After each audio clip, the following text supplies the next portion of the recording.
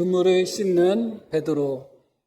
오늘 우리가 누가복음 5장 말씀을 봉독했는데 한 4, 5년 전에 제가 3주 연속으로 이 본문을 가지고 말씀을 전한 기억이 납니다. 아마 그때 전했던 내용과 부분적으로 또 겹치는 부분도 아마 있을 줄 압니다. 그럼에도 불구하고 이 누가복음 5장이 주는 또 다른 은혜가 깊어서 함께 나누고자 이 말씀을 선택했고, 계획하기는 오늘부터 3주 동안 이 5장 말씀을 전하려고 합니다. 자, 한번 1절 말씀 한번 볼게요. 무리가 몰려와서 하나님의 말씀을 들을새, 이렇게 말씀이 시작이 됩니다. 너무나 은혜로운 장면입니다. 무리들이 예수님께로 몰려왔다, 그렇게 말씀이 나옵니다. 그들이 몰려온 목적이 여러 가지가 있을 텐데 본문에서는 그들이 하나님의 말씀을 듣기 위해서 왔다, 그렇게 표현하고 있죠. 무리들이 예수님께로 몰려와서 하나님의 말씀을 들을새, 이렇게 본문 배경이 시작이 되고 있습니다. 이 하나님의 말씀이라는 단어는 참 무게감이 있는 단어예요. 특별히 누가가 하나님의 말씀이라고 기록한 것은 그만큼 이 말씀을 강조하기 위함입니다. 모든 무리들이 몰려와서 예수님으로부터 하나님의 말씀을 듣고 있는데 바로 그때 예수님은 게네사렛 호숫가에 서 계셨다, 이렇게 말씀이 나옵니다. 이 게네사렛 호수는 갈릴리 바다를 의미합니다. 똑같은 곳이에요. 디베랴, 게네사렛, 갈릴리. 물론 차이점은 있지만 똑같은 장소를 의미하고 있다, 그것입니다. 게네사렛 호숫가에 예수님께서 서 계시고 무리는 예수님께로 몰려와서 예수님으로부터 선포되는 하나님의 말씀을 듣고 있다. 여기까지는 참 은혜롭습니다. 그런데 이어지는 말씀 볼게요. 호숫가에 배 두 척이 있는 것을 보시니 어부들은 배에서 나와서 그물을 씻는지라, 이렇게 말씀이 나옵니다. 근데 바로 그때 봤더니 호숫가에 배 두 척이 정박되어 있습니다. 그리고 그 배 두 척으로 배를 잡았던 어부들은 그물을 씻고 있었다, 그렇게 말씀이 나와요. 아시는 바와 같이, 오늘 읽으신 바와 같이 이 어부들 중에 한 명이 누구죠? 한 명이 베드로입니다. 아마 언급되지 않은 사람은 안드레도 있었을 가능성이 있고요. 그리고 세베대의 두 아들 야고보, 요한도 그 자리에 있었습니다. 아마 그 두 척이 아닌가, 그런 생각을 하게 됩니다. 그러니까 오늘 말씀의 주인공은 베드로인데 무리들이 예수님께로 몰려와서 하나님의 말씀을 듣고 있을 때 그때 베드로는 무엇을 하고 있었다고요? 그물을 손질하고 있었다, 그거예요. 예수님께로 가서 말씀을 듣고 한 것이 아니라 자신의 그물을 손질하고 있었던 거예요. 그 그물 손질은 다음 날 다시 배를 타고 고기를 잡으러 갈 때 사용하기 위해서 그물을 손질하고 있는 것이죠. 베드로가 지금 고기를 잡느냐고 너무나 바빠서 지금 이 순간이 아니면, 이 시간이 아니면 고기를 잡을 수 없어서 고기 잡느냐고 주님께 나아가서 주님의 말씀을 듣지 못한 것이 아니라 이미 고기 잡이는 다 끝나고 그물을 손질하고 있었다, 그렇게 말씀이 나와요. 얼마든지 그물 손질하는 것은 미루어 둘 수도 있는데 그럼에도 불구하고 무리들이 예수님께 몰려와서 하나님의 말씀을 듣고 있는 바로 그 순간에 베드로는 그물을 씻고 있었다. 전혀 예수님께 아무런 관심도 없는 것처럼, 하나님의 말씀에 전혀 관심도 없는 것처럼 그런 행동을 하고 있었다, 그거예요. 어떤 분은 이 말씀이 당황스러울 수도 있고 어떤 분은 그렇지 않을 수도 있어요. 당황스러운 분은 왜 당황스러워할까, 이 말씀 속에서? 그렇지 않은 분은 왜 그렇지 않을까? 이 말씀이 당황스럽지 않은 분은 아마 오늘 이 말씀이 베드로가 예수님을 처음 만난 장면이구나, 그렇게 생각하시는 분은 당황스럽지 않을 수도 있죠. 왜냐하면 당연히 베드로가 예수님을 처음 만났고 예수님에 대해서 별 관심도 없을 수가 있으니까 사람들이 예수님께 몰려들어서 하나님의 말씀을 듣던 안 듣던 베드로는 자기 할 일만 하면 되는 겁니다. 그러면 전혀 당황스럽지가 않아요. 그런데 문제는 베드로가 이 말씀 전에, 이 장면 전에 예수님을 만난 적이 없었는가? 그렇지 않다, 그거예요. 이미 1년 전에 베드로는 예수님을 만났고 예수님의 제자로서 1년 가까운 시간을 따라다녔어요. 잘 모르겠죠? 왜 그런지. 그러고 자, 한번 1절 말씀, 요한복음 1장 말씀으로 한번 가서 한번 볼게요. 그가 먼저, 이 그가는 안드레입니다. 베드로의 형제죠. 그가 먼저 자기의 형제 시몬을 찾아 말하되, 이 시몬이 베드로입니다. 우리가 메시아를 만났다 하고, 메시아는 번역하면 그리스도라. 그래서 데리고 예수께로 오니, 이 장면이 바로 1년 전 장면이에요. 데리고 예수께로 오니 예수께서 보시고 이르시되 내가 요한의 아들 시몬이니 장차 개바라 하시니라. 그때 1년 전에 예수님이 베드로를 처음 만나자마자 너는 시몬이지만 너는 개바, 베드로라고 불림을 받을 거야. 이렇게 말씀하셨다는 거예요. 그러고 나서 어떤 말씀들이 이어지는가? 예수님과 함께 이 장소는 어디냐면 유대 광야입니다. 요단강 건너편 베단이라는 곳이 있습니다. 예루살렘 근처 베단이가 아니라 요단강 건너편 베다니에서 세례 요한이 광야에서 세례를 주었는데 바로 그 장소예요. 그 장소에서 이미 예수님과 베드로는 처음 만났고 그때 예수님은 베드로를 향하여 너는 시몬이지만 너를 베드로라고 부를 거라고 말씀을 하신 겁니다. 그런 후에 헤어졌는가? 헤어지지 않았어요. 요한복음을 보면 그런 후에 이 제자들과 이 베드로뿐만 아니라 몇 명이 이때 제자가 됩니다. 어디로 가시는가? 갈릴리 가나로 가십니다. 그러니까 유대 광야에서 한 100km 정도 되는 갈릴리 광야로 갈릴리 가나 땅으로 가셔서 어떤 기적을 행하셨냐면 물로 포도주가 되는 기적을 행하셨습니다. 그때 베드로가 그 자리에 있었어요. 제자들이 믿었더라. 그렇게 말씀이 나와요. 그런 후에 예수님이 다시 유대로 내려오셔서 예루살렘에서 성전에 들리셔서 성전을 정화하는 사건이 나옵니다. 요한복음 2장에 그 말씀이 나오죠. 지금은 안 찾아도 돼요. 그러니까 요한복음 2장에 나와 있는 성전 정화 사건은 다른 공간복음에 예수님이 마지막 예루살렘을 입성하셔가지고 종려주의 예루살렘을 입성하셔서 성전을 정화한 사건과 전혀 다른 사건이에요. 예수님이 처음 사역을 시작했을 때 바로 이런 일들이 있었습니다. 그때도 제자들이 베드로를 포함한 제자 몇 명이 동행했습니다. 성전을 정화하실 때. 그런 후에 니고데모에 관한 이야기들이 요한복음에 쭉 나오고 그런 후에 요한복음 4장에 되면 예수님이 사마리아 성을 통과해서 다시 갈릴리 땅으로 가는 장면이 나와요. 그때 예수님이 제자들과 함께 사마리아 땅을 통과해서 갈릴리로 가셨는데 그때도 제자들이 동행했습니다. 오늘 말씀은 지금 드린 이 말씀들이 오늘 말씀 전에 다 있었던 사건들이에요. 무슨 말씀인지 아시죠?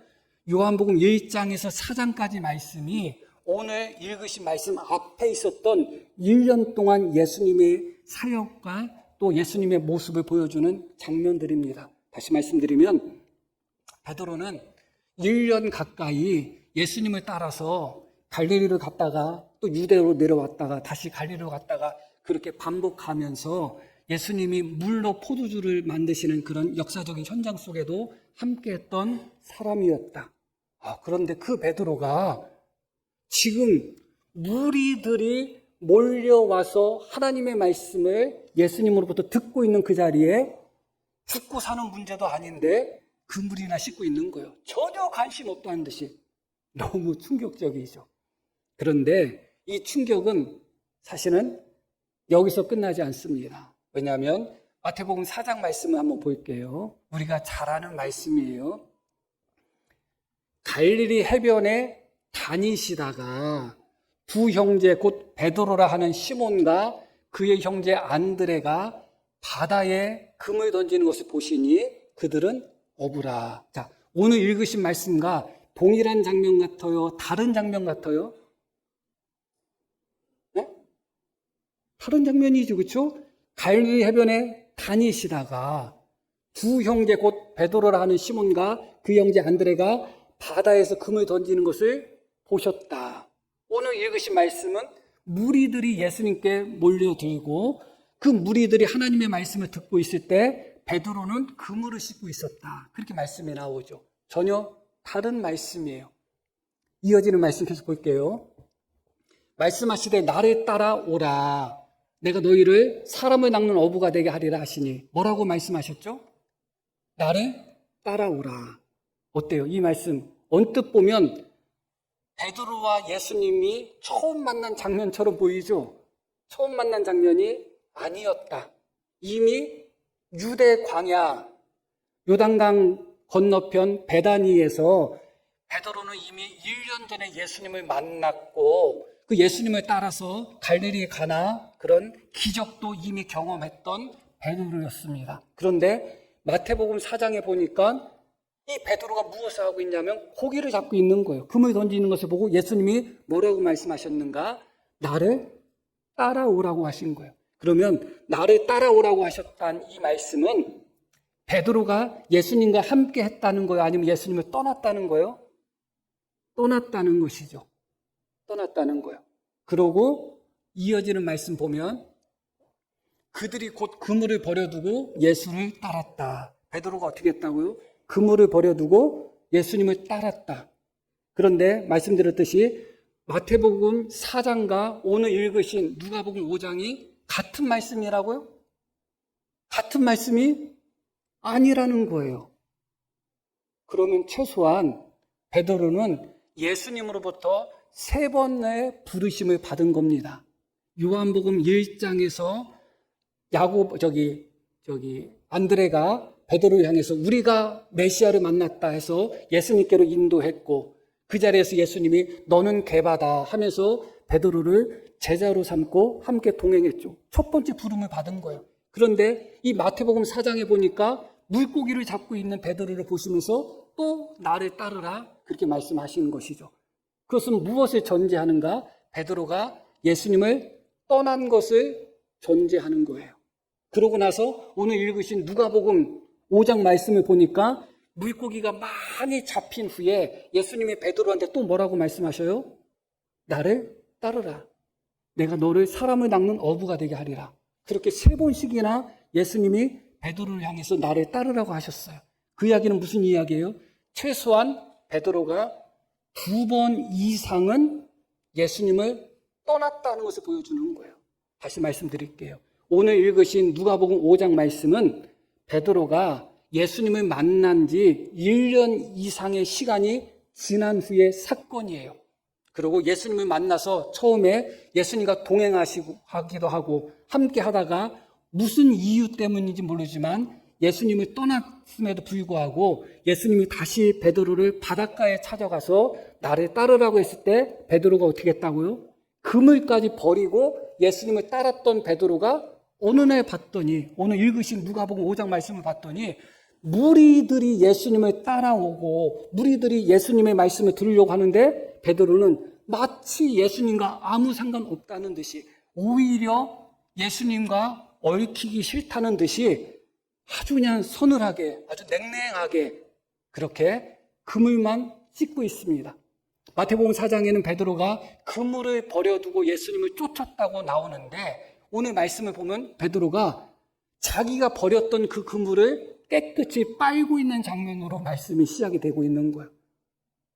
무슨 이유 때문에 베드로는 예수님을 이렇게 2번씩이나 떠났느냐 그거예요. 그리고 무슨 이유 때문에 예수님과 원수된 것도 아닌데 1년 전부터 이미 제자였던 베드로가 예수님께서 말씀을 전할 때 무리들이 몰려오는 그 자리에서 자기는 전혀 상관없다는 듯이 오히려 예수님을 향하여 등을 돌리고 그물을 씻고 있느냐. 왜 이런 일들이 벌어졌는가를 오늘 살펴보려고 하는 것입니다.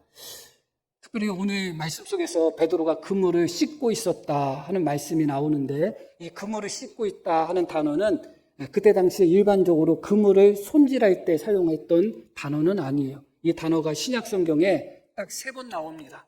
3번 나오는데 2번은 언제 나오는가? 이 씻는다는 단어가 빤다는 단어거든요. 빨래한다는 의미의 단어예요. 이 2번은 요한계시록에 나오는데 둘 다 어떻게 나오는가? 어린 양의 피로써 자기의 더러운 옷을 빨았다 하는 의미에서 나오는 거예요. 어린 양의 피로써 자기의 옷을 빨아서 쉬게 되었다. 그러니까 예수님으로 말미암아 우리의 죄악이 씻어지고 구원받는 데서 사용되었던 용어가 바로 이 그물을 씻는다 하는 그 용어입니다. 말씀드렸듯이 이 그물을 손질할 때 사용하는 일반적인 용어는 아닌데 그 용어로서 지금 베드로가 그물을 씻고 있다. 그렇게 말씀이 나오고 있어요. 자, 무엇을 보여주고 있는가? 바로 코앞에, 눈앞에 예수님이 계십니다. 어린 양이 계셔요. 그런데 그 어린 양으로 말미암아 자신의 죄악이, 영혼의 죄악과 육체의 죄악을 깨끗이 씻어서 구원을 얻어야 될 사람이 전혀 어린 양이신 예수님께는 전혀 관심도 없고 그냥 내일 던질 그물을 깨끗이 정리해야 되겠다 하면서 그물만 씻고 있는 거예요. 베드로는 원래 이런 사람이 아니었거든요. 왜 베드로가 1년 전부터 이미 예수님의 제자로서 예수님과 동행을 하고 또 얼마 전에는 자기 그물까지 버려가면서 예수님을 따랐던 베드로가 왜 이토록 예수님을 향하여 무관심해졌을까? 왜 이토록 예수님을 향하여 냉랭해졌을까? 무엇이 베드로를 하여금 이렇게 예수님으로 향하여 뒤를 돌아가도록 예수님을 향해서 등을 돌리도록 만들었을까? 오늘 그 부분을 살펴보려고 하는 것입니다. 말씀드렸듯이 베드로가 예수님께 3번 부름을 받았다는 것은 최소한 무엇을 전제하는가? 2번 예수님을 떠났다는 것을 전제하는 거예요. 어떤 남자는 같은 여자하고 3번 결혼한 남자가 있더라고요. 그러니까 결혼해서 살다가 마음에 안 들어서 이혼하고 그러다가 또 그 여자하고 결혼하고 또 마음에 안 들어서 이혼하고 또 다시 결혼하고 이렇게 3번 결혼한 사람이 있어요. 한 여자하고 3번 결혼했다는 것은 무엇을 2번 했다는 거예요? 이혼을 2번 했다는 거예요. 예수님이 나를 따라오라 하시고 또 다른 장면에서 나를 따라오라고 그렇게 재차 말씀하셨다는 것은 베드로가 그 중간중간에 예수님을 떠나서 다른 곳으로 갔다는 것을 전제하고 있는 것입니다. 오늘은 그 과정을 한번 살펴보려고 하는 거예요. 무엇이 베드로를 하여금 이렇게 예수님에게 실망을 받게 만들었는가? 무엇 때문에 베드로가 이렇게 예수님께 완벽하게 등을 돌리고 예수님을 향하여 냉랭하고 냉정하고 이렇게 서늘한 감정을 보일 수밖에 없었는가? 이 부분을 살펴보려고 하는 것입니다. 다시 요한복음 1장 말씀 한번 볼게요. 처음 예수님을 만났던 장면이에요. 자, 여기서 안드레가 베드로에게 예수님에 대해서 뭐라고 소개하는가? 우리가 메시아를 만났다. 우리가 메시아를 만났다. 이것은 무엇이냐? 우리가 찾고 찾았던 메시아를 만났다. 그런 의미예요. 다시 말씀드리면 이 장소가 어디라고 말씀드렸죠? 세례 요한이 광야에서 세례를 주던 장소예요.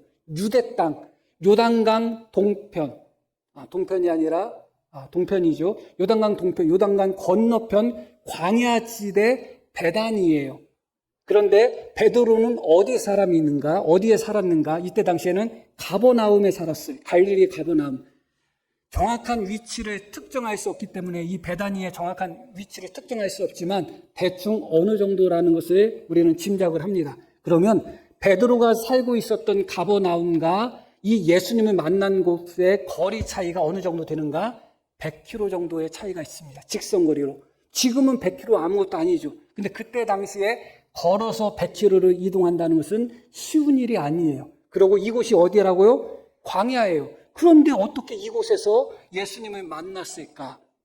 이 과정을 보면 이 안드레는 세례 요한의 제자였어요. 세례 요한은 어떤 사람이었는가? 메시아의 사자로서 메시아를 선포했던 사람이 세례 요한입니다. 하나님의 나라를 선포했던 사람이 세례 요한이에요. 그런데 이 베드로는 자기 생업인 그 어부도 그만두고 완전히 그만뒀다는 의미는 아니지만 그것도 잠시 내려놓고 지금 자기가 살고 있는 곳에서부터 100km 이상 떨어진 광야에 세례 요한이 사역하는 그 장소에 와 있다는 거예요. 그 이야기는 무엇을 이야기하고 있어요? 베드로는 그 누구보다도 메시아에 대한 열망, 하나님 나라에 대한 열망이 그 누구보다 컸던 사람이다. 그런데 그런 사람에게 우리가 그토록 기다리고 바라고 바랐던 메시아가 나타났다고 했으니 이 베드로의 마음이 어떻겠어요? 이야, 정말 얼마나 감격에 겨웠겠어요. 딱 찾아갔더니 예수님이 이 베드로의 이름을 알고 있어. 너는 시몬이야. 더 깜짝 놀라죠. 그런데 너 반석 베드로가 될 거야. 이 반석이라는 의미가 뭐예요? 기둥이라는 의미잖아요. 그러니까 내가 메시아를 만났는데 그 메시아가 나한테 너는 기둥이 될 거야. 너는 반석이 될 거야 하니까 그때부터 이 베드로의 코에는 바람이 아주 많이 들어갔겠죠. 야, 드디어 내가 메시아를 만났고 그 메시아는 나를 반석으로 삼아 주신다고 하는구나. 그때부터 충성했을 것입니다. 그래서 그때부터 예수님과 함께 하여서 말씀드렸듯이 갈릴리 가나까지 갑니다. 갈릴리 가나의 혼인잔치에 참석했는데 포도주가 떨어졌는데 너무나 놀랍게도 예수님이 물을 가지고 포도주를 만드시는 거예요. 베드로의 생각이 틀렸다는 생각이 들겠어요? 맞았다는 생각이 들겠어요? 맞았구나. 진짜 메시아구나. 그래서 요한복음 그 장면을 보면 제자들이 믿었더라. 그렇게 말씀이 나와요. 진짜 메시아구나. 여기까지는 아무런 문제가 될 것이 없어요. 오히려 베드로의 믿음이 더 커졌을 테고 베드로의 충성이 더 두터워졌을 것입니다. 그런 후에 예수님이 다시 유대 땅으로 내려오시고 예루살렘으로 오셔요. 그러고 이번에는 어디로 가시는가? 성전으로 가시는 거예요. 성전. 당연히 메시아면 성전으로 가야 되겠죠. 그런데 성전에 가셔서 예수님이 하셨던 일이 너무 충격적인 일인 거예요. 성전을 다 뒤집어 엎어버리는 거예요. 베드로가 생각했던 메시아의 모습과 성전을 엎어버리고 전복시키는 예수님의 모습이 잘 맞아떨어졌을까요? 맞아떨어지지 않죠. 메시아는 철저히 유대주의자로 생각했습니다. 그들의 성전을 더 부흥발전하게 만들고 그들의 정치를 세계 가운데 우뚝 서게 만들고 로마로부터 그들을 해방시킬 절대적인 그런 지도자가 메시아인 것입니다. 베드로는 그런 메시아를 기대했습니다. 메시아가 하려면 로마를 전복시키고 로마를 엎고 로마의 군병들을 물리치셔야 되는데 이 메시아는 어떻게 된 연구인지 성전에 가가지고 성전을 다 뒤집어 엎어버리는 거예요. 받아들이기 어렵죠. 내가 찾던 메시아가 아닌가? 우리가 찾던 메시아가 아닌가? 그런 생각이 듭니다. 그래서 그 자리에 있던 자들과 예수님의 논쟁을 하게 됩니다. 논쟁하면서 어떤 말씀이 나오는가? 예수님이 그들에게 뭐라고 말씀하셨냐면 너희는 이 성전을 헐라 그렇게 말씀하셨습니다. 그런데 이 성전을 헐라는 것이 무엇을 의미한다고 말씀이 나와요? 자, 요한복음 2장 말씀 보겠습니다. 그 장면이에요. 죽은 자 가운데서 살아나신 후에야 제자들이 이 말씀하신 것을 기억하고 성경과 예수께서 하신 말씀을 믿었더라. 이야기는 무슨 얘기예요? 그 자리에서 예수님의 행동과 말씀을 이해했다는 거예요? 못했다는 거예요? 못했다는 거죠. 다시 말씀드릴게요. 예수님이 그들과 논쟁하면서 뭐라고 말씀하셨냐면 이 성전을 헐라고 말씀하셨어요. 그런데 그 성전은 예수님이 성전된 자기 육체, 자기 몸을 두고 하신 말씀인데 베드로를 포함한 제자들을 포함한 모든 사람들은 그 성전을 무엇으로 이해한 거예요? 예루살렘 성전으로 이해한 거예요.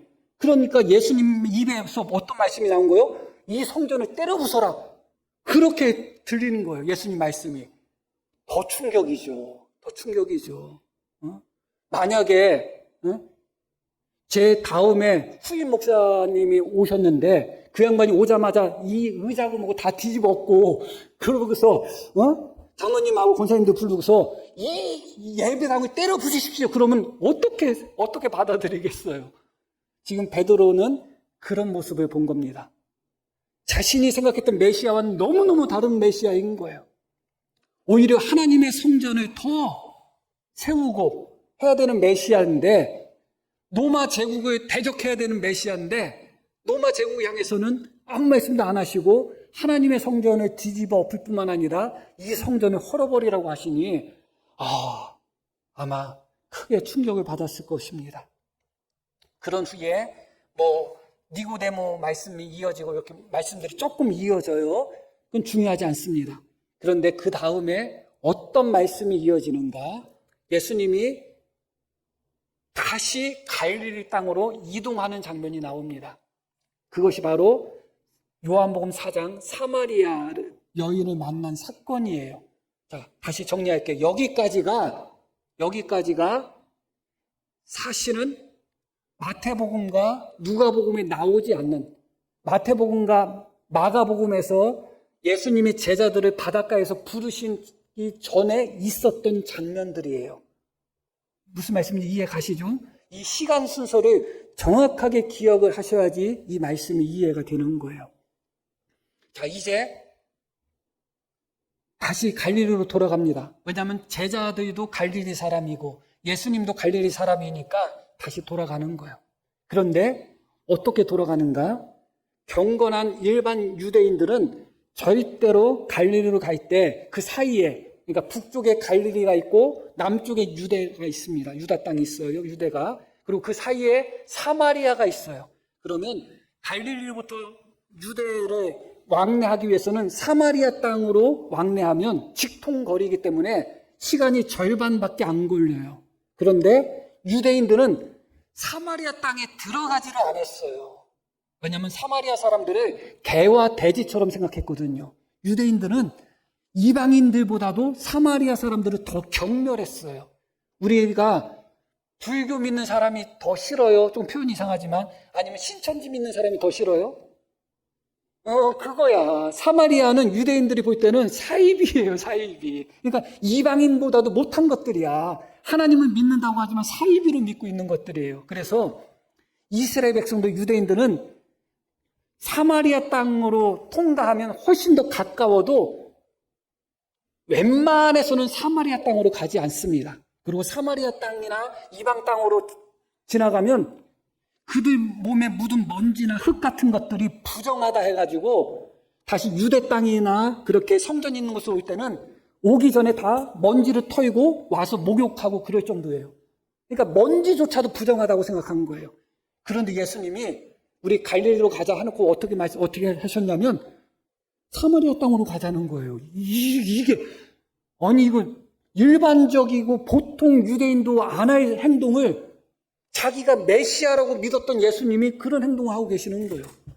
사마리아 땅으로 그냥 직통하시는 거예요. 그냥 관통하시는 거예요.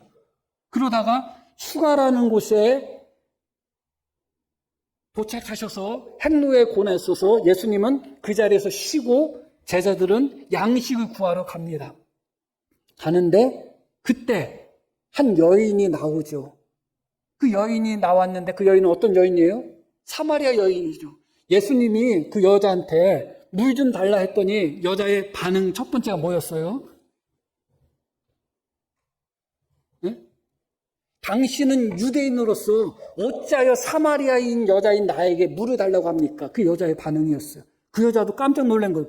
무슨 유대인 남자가 사마리아 여자한테 말을 걸까? 유대인들은 같은 유대인이라 할지라도 남자가 여자에게 말을 걸지 않고 말을 섞지 않습니다. 자기 가족이나 자기 부인에게는 말을 해도 다른 여인들하고는 말을 섞지 않아요. 그때 당시에 그렇습니다. 그런데 하물며 유대인 남자가 사마리아 여자하고 단둘이 이야기한다?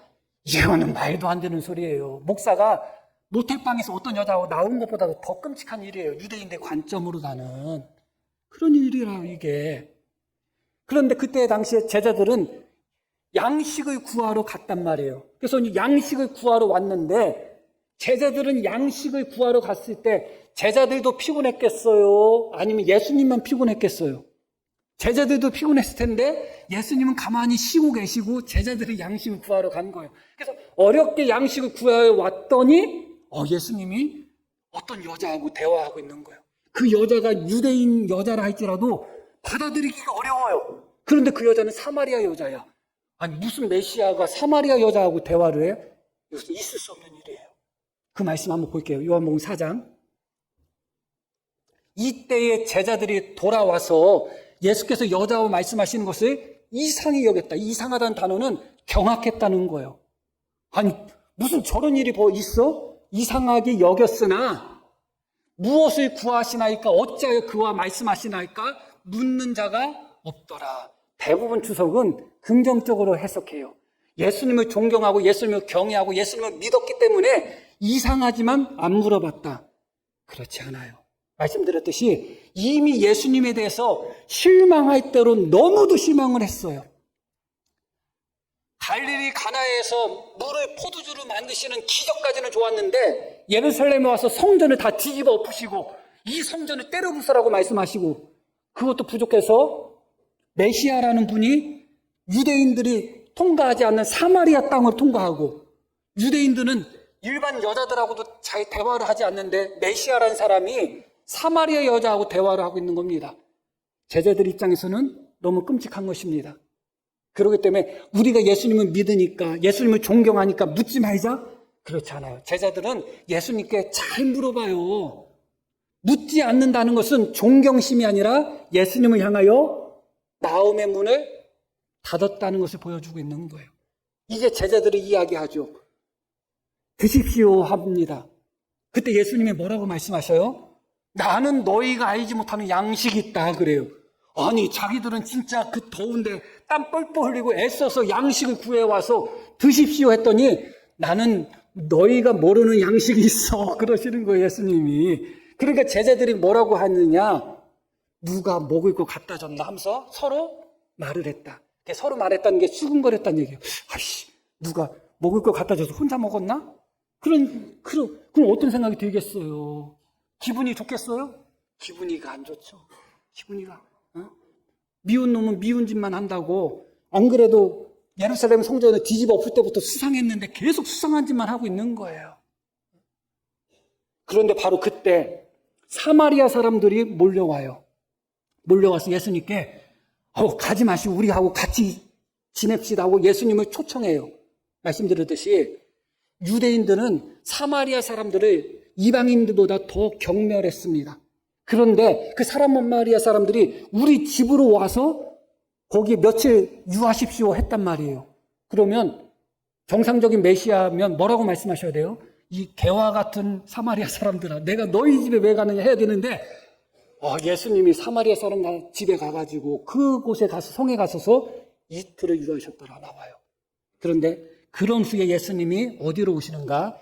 갈릴리 가나로 다시 오셔가지고 왕의 신하의 아들을 고쳐주십니다. 그것이 바로 예수님이 갈릴리 땅에서 행하신 두 번째 이적이다. 그렇게 말씀이 나와요. 그런데 재미있는 것은 뭐냐? 이 사마리아 여인에게 마지막으로 드십시오 하고 나서 예수님이 나는 너희가 알지 못하는 양식이 있다. 그 말씀 이후로 나는 제자들에 대한 언급이 없어요. 제자들이 예수님과 함께 사마리아 성에 들어갔는지 안 들어갔는지 언급이 없어요. 그리고 예수님이 그곳에서 다시 갈릴리로 오실 때 제자들이 동행했는지 안 했는지 전혀 언급이 없어요. 그리고 예수님이 갈릴리 땅에 오셔가지고 왕의 신하의 병을 고치는 기적을 행하시는 그 장소에도 제자들의 언급이 전혀 없어요. 그런 후에 이 제자들이 갈릴리 바다에서 물고기 잡고 있는 거예요. 그때 주님이 다시 와서 제자들을 부르시면서 나를 따르라 했을 때 베드로가 그물을 버려두고 예수님을 따랐다는 거예요.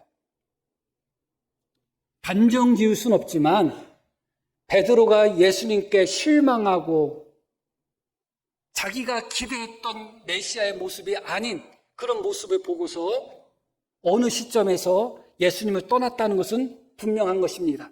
그 시점이 사마리아 성에 들어가기 전인지, 아마 경건한 유대인이었던 제자들은 사마리아 성에 들어가서 음식을 같이 먹지 않았을 가능성이 커요. 그러나 성경은 그 부분에서 침묵하고 있으니까 말씀드렸듯이 그 장면부터 제자들의 언급이 전혀 없어요.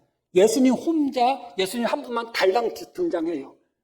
참 특이한 것이죠. 그러고 나서 예수님이 제자들을 다시 부르는 장면이 있다는 것은 그 시점 어딘가에서 베드로를 포함한 제자들이 예수님을 떠났다는 것을 방증하는 것이고, 그렇다면 떠났을 이유가 말씀드렸듯이 자기들이 기대했던 메시아의 모습과 너무 다른 그런 예수님의 모습을 보고 실망하고, 또 그런 예수님의 모습을 보면서 자신들의 기대가 붕괴됨으로 말미암아 예수님을 떠났다는 생각을 굳힐 수밖에 없죠.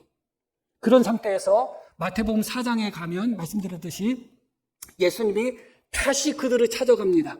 물고기 잡는 그들을 다시 찾아가셔서 다시 한번 나를 따라와라 하니까 이때 다시 베드로를 포함한 몇몇 제자들이 어떻게 했어요?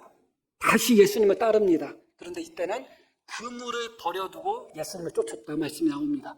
사람이 한 번은 흔들릴 수 있고 한 번은 무너질 수 있지만 두 번, 세 번은 조금 다르잖아요. 아마 이때 베드로는 더 굳게 결심했을 겁니다. 아, 그래, 맞아.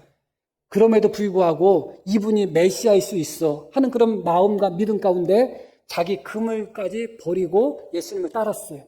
그런데 이때 이 장소가 어디냐? 가버나움, 갈릴리 바다입니다.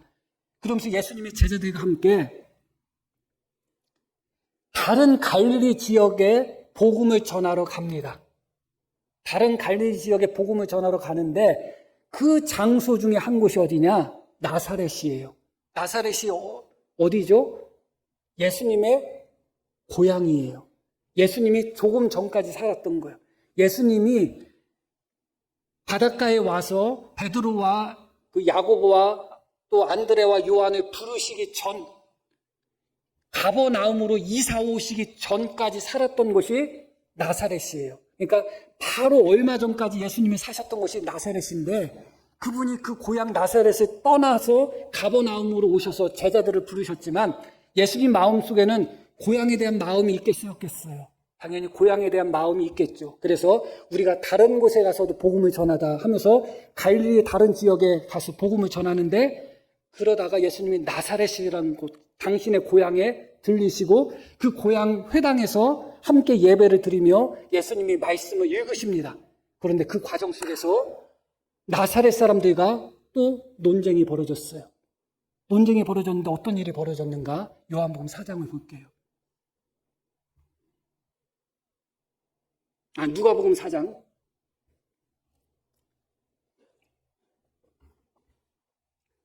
회당에 있는 자들이, 이 회당에 있는 자들은 어떤 자들인가?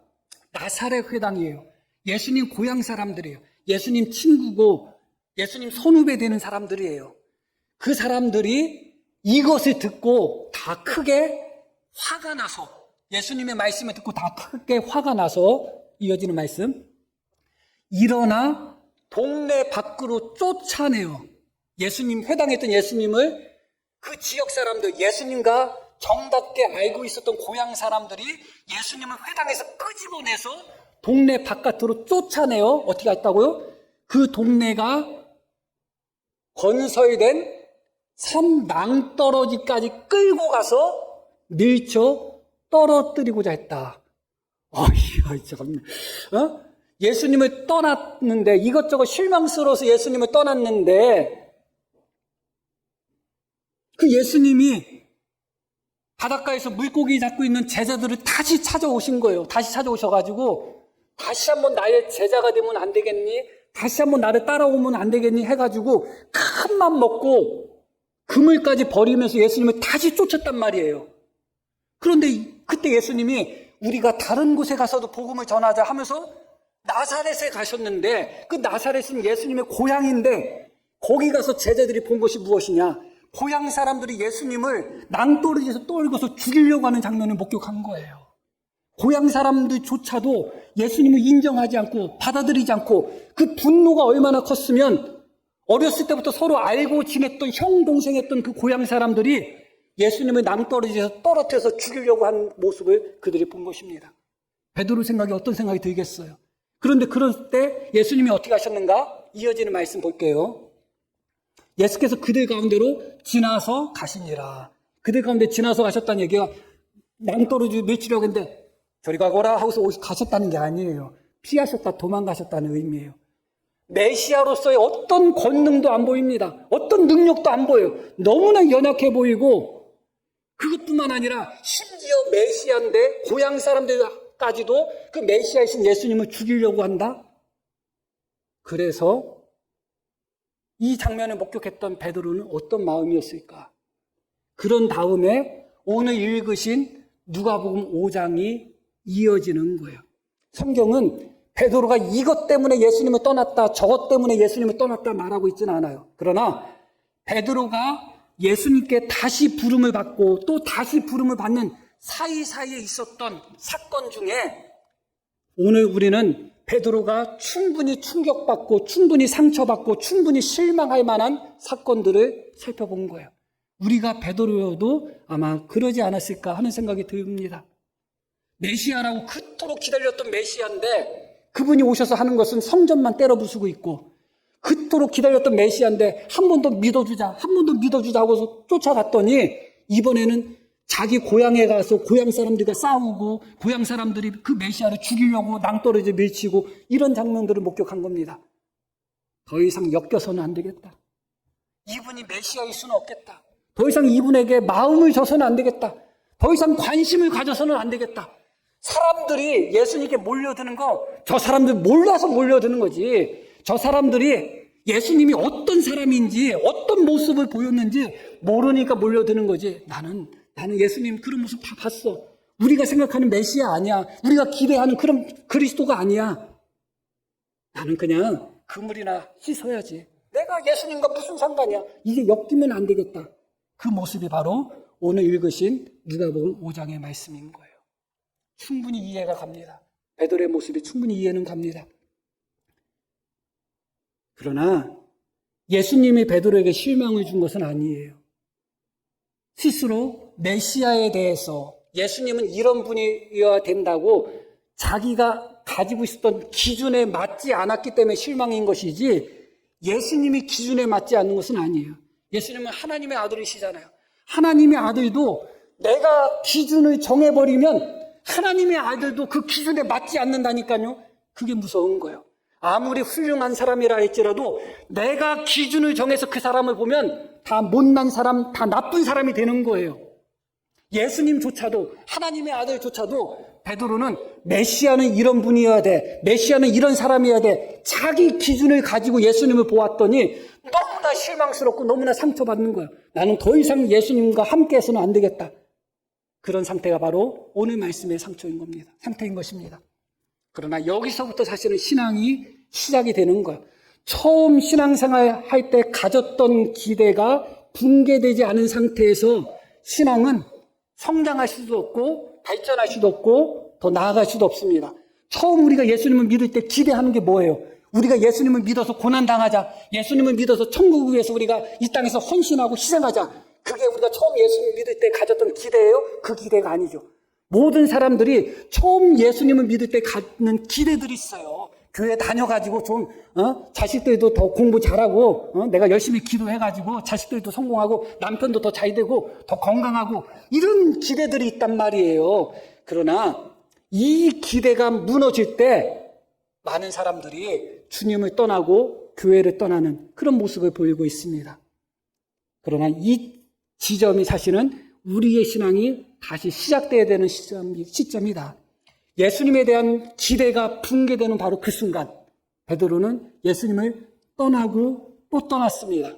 그런데 오늘 말씀을 보면 예수님이 그 베드로를 또 찾아오고 또 찾아오셨습니다. 다음 주 말씀은 바로 이어지는 말씀이에요. 다음 주 말씀이 사실은 가장 더 중요한 핵심적인 말씀이에요. 자, 결론적인 말씀을 보겠습니다. 베드로는 마태복음 4장에 보면 그물을 버려두고 예수님을 따랐다고 나옵니다. 그런데 오늘 말씀을 보면 어떻게 나와요? 자기가 버린 그 그물을 다시 씻고 있어요. 다시 씻고 있어요. 전자담배 피우는 분들이 있죠. 나 담배 끊을게요 해놓고 그 전자담배 그 기계는 안 버리고 있어. 그러면 어떻게 되는 거예요? 다시 툭툭 털어서 또 쓰는 거예요. 베드로가 지금 그런 모습을 보이고 있는 거예요. 그물을 버렸던 사람이 버렸던 그물을 다시 취해서 빨고 있어요. 씻고 있어.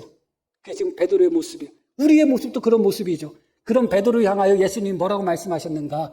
밤새 고기 잡지 못했던 베드로에게 깊은 데 가서 그물을 내리라고 말씀하셨고, 그랬더니 어떤 일이 벌어져요? 너무나 놀랍게도 두 배에 가득 차고 넘칠 정도의 물고기를 잡습니다.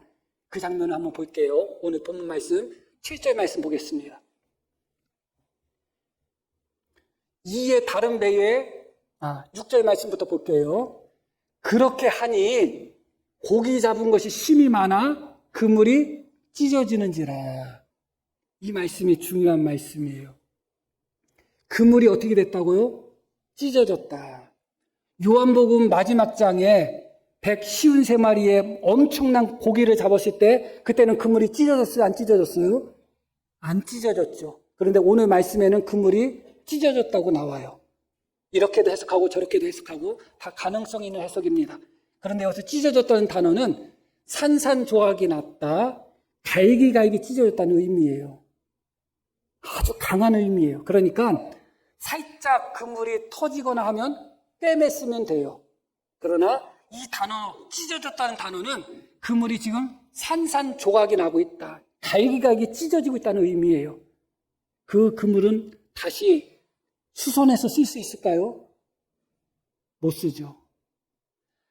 인간은 자기가 버렸던 그물도 다시 주워서 다시 닦아 쓰는 존재가 인간이에요. 베드로도 그랬습니다. 그물을 버려두고 예수님을 쫓았던 베드로가 지금 이 순간에는 그 그물을 빨고 씻고 손질하고 있습니다. 그런 베드로에게 주님은 내가 고기를 잡고 싶냐? 마음껏 잡아라 하고서 차고 넘치도록 채워주시면서 너무나 놀랍게도 그 그물을 다시는 사용하지 못하도록 산산조각 내신 것입니다. 그런 후에 이제 베드로를 포함한 다른 제자들이 예수님을 완전히 모든 것을 버리고 쫓았다는 말씀으로 오늘 말씀이 마무리가 되고 있는 것입니다. 더 이상 베드로가 옛 생활로 돌아가지 못하도록, 다시 그 그물을 주워서 다시 빨아서 쓰지 못하도록 주님이 마지막 순간에 이 그물을 찢어버리신 것입니다. 이제부터 너는 사람을 낚는 어부가 돼야 돼. 내가 그물로 돌아가지 못하도록 이 그물을 찢었다 하는 말씀을 주신 것입니다.